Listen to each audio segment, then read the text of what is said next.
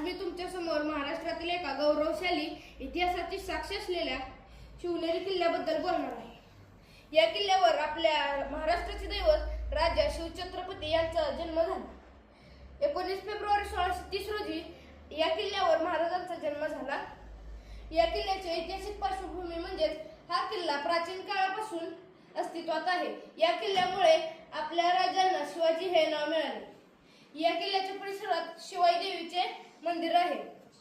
या किल्ल्यामुळे आपल्याला शिवाजी महाराजांच्या संघर्षाची, स्थापनेची आणि स्वप्नांची जाणीव म्हणजेच आठवण होऊन येते।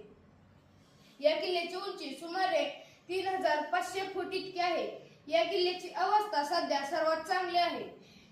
हा किल्ला खूप चांगला आहे व या किल्ल्यावर जात तसेच शिवाई देवीचे मंदिर, जिथे शिवाजी महाराजांचा जन्म झाला ते जन्मस्थान इत्यादी आहे। धन्यवाद।